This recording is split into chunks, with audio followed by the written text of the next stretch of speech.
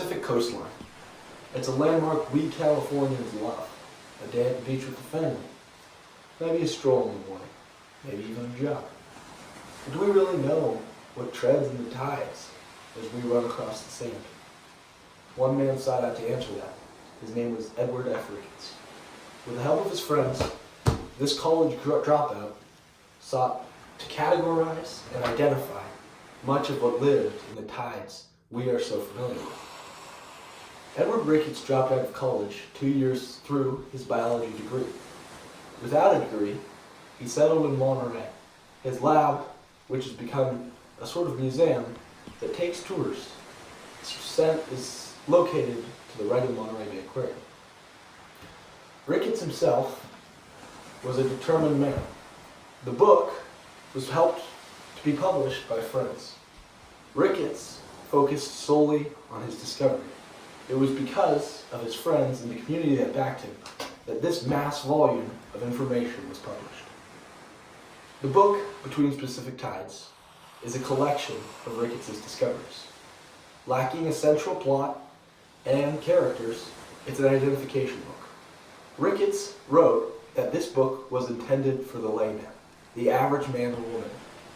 He wanted this book to share knowledge with those who were more interested in the tides than the average beacher, but did not have the time to invest in the profession of biology. He believed that the knowledge that he could attain should be shared to all. The book tackles multiple regions all around the Pacific coast, mainly North America, from Puget Sound in Alaska all the way down to Bahia Magdalena, Baja California, as well as sometimes down into South America, Panama, Peru.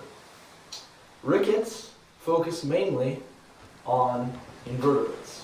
A lot of what you find in this book is identifications on things like snails, brittle stars, sea stars, and crabs. The book is broken down into multiple zones, 5 to be exact. I read the first 3, which go up to around 350 pages. Ricketts, throughout the book, divides larger zones, those 5, into smaller categories so that he can break down microhabitats. He starts by introducing species, giving both their scientific and colloquial name. Now, Ricketts really displays his personality and his writing style throughout this book. Although some believe that it's a long, boring read, and it may be slow at times, his allusions to popular figures of his day, as well as friends of his, really display his grounded personality in the community. He also calls readers to action often, talking about climate change, habitat destruction, and overfishing. Now, this book was published in 1939. We know that Ricketts was thinking ahead of his time. Throughout his book, he details cause and effect, stating how, if different decisions were made, America, specifically, a growing country, could live in harmony with the Pacific coast. I recommend this book to anyone who lives on the California coast especially. Species like Anthopleura elegantissima, also known as green, that's the scientific name, but you would recognize them as small green sea anemones about this large. These species are mentioned often in this book, and in introducing species, he's able to build upon what he already mentioned. Giving context at the start, he paints these beautiful pictures. Mass, ecosystems, relationships between animals, their interactions, the victories, the falls. Ricketts writes about it all.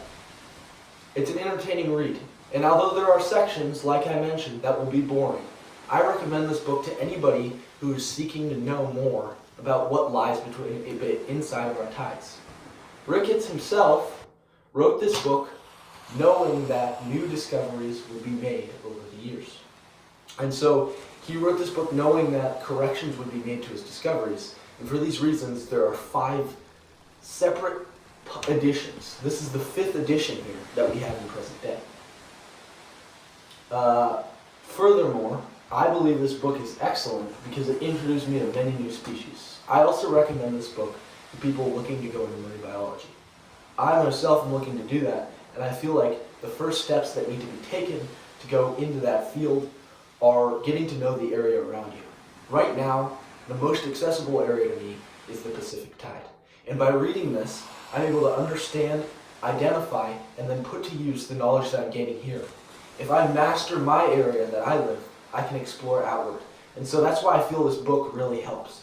For someone who is trying to get into it, or somebody who's coming from a different place and wants to study what's in the Pacific Tide of the Americas, this book is a great read.